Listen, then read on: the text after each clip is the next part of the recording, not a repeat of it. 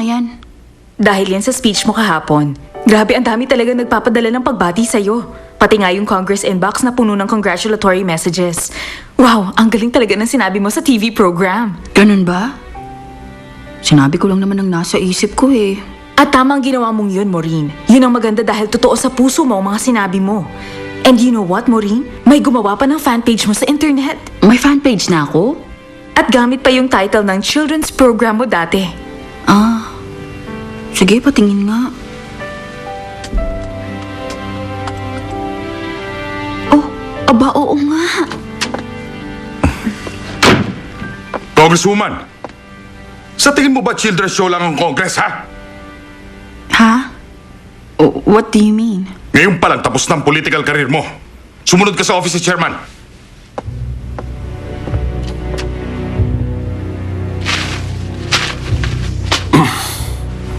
So, Victor, sabi mo ikaw ang responsable diyang case sa'yo. So, anong nangyari? Chairman, I'm sorry. Parusahan niyo po ako. Handa ka ba doon, Victor? Ganun pa man, tingin ko yung mga sinabi ni Maureen. Hindi naman nakasama sa image ng party. Ano ka mo? On national TV, sinabi niyang hindi nirerespeto ng mga kongresista ang taong bayan. Tinuruan pa niya ang mga taong lumaban sa mga congressman. Tapos tingin mo hindi masama, sinabi niya? Sa tingin ko, advantage to para sa atin. Gaganda ang image ng partido dahil maraming sumusuporta sa statement niya.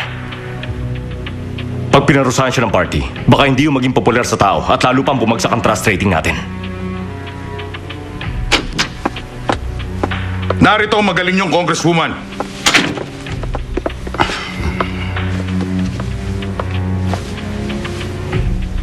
I know maaaring hindi maganda para sa party ang mga sinabi ko. Kung nagkasala ako sa party, I'll face the consequences.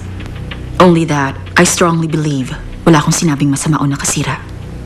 Ano ka mo? Wala ka bang common sense, ha? Kahit hindi ka nadalhin sa Ethics Committee, buti pa expel na natin siya ngayon. Congresswoman, kailangan mong tandaan na ang isang baguhan sa Kongreso ay parang babaeng manugang. Dapat manahimik ka at sumunod ka na lang kahit pa hindi mo gusto ang makikita mo. Kailangan mo maging bulag, pipi, bingi all throughout your term. Sa ganyang parang ka lang tatagal sa partido at sa loob ng Congress. Naintindihan mo ba, ha? I'm sorry, Chairman. I don't understand. Hindi ko matatanggap yan.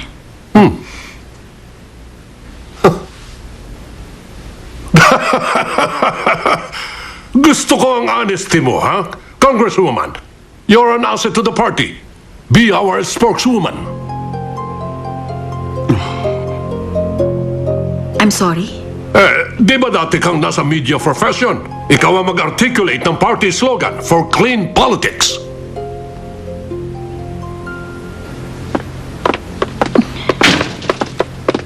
Akala ko naman galit, binigyan pa ako ng posisyon. Hindi ko ini-expect maiintindihan niya ang opinion ko. Hindi ka dapat magtiwala sa kanila kaagad. Magulo ang politika para tingnan mo lang na simple. Una, ikaw ang pinili lumabas sa TV.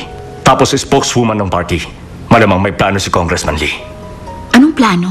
Matapos ang emotional speech mo sa TV, tumaas ang public approval sa finance law kahit minamadali ng partido. Nag-gain tayo ng 5%. At dahil sa malakas ang kabig mo sa publiko, maniwala ka sa akin, gagamitin ka ni Congressman Lee para i-promote ang political career niya. Hindi ko pa rin maintindihan ang sinasabi mo. Marirealize mo rin yan. Sige, may meeting pa ako eh. Huwag mong kalimutan yung welcome party eh. Okay. Aba, ayos ah. Biglang sikat si Maureen ngayon ah. Ang ganda naman kasi talaga nung sinabi niya dun sa talk show. Kumusta yung investigasyon?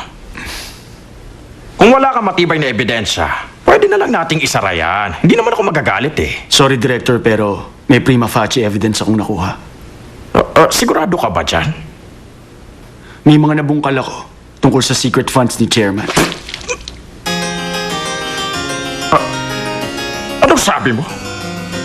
Secret funds? Involved si Chairman Lee sa money laundering. Baby, you're all that I want when you're lying Abangan bukas sa Big Thing. Nung bata pa lang si Edward, hiding it all. napansin ko habang lumalaki siya, mas gusto niya kaibigan yung mga babaeng mas matanda sa kanya. Ganun po ba? Alam mo, para sa akin, para na kayong magkapatid niyang si Edward ko. Para na kayong magkadugo at wala nang ano pa man. Naintindihan mo ba ako? Opo, malinaw naman. Naiintindihan mo talaga.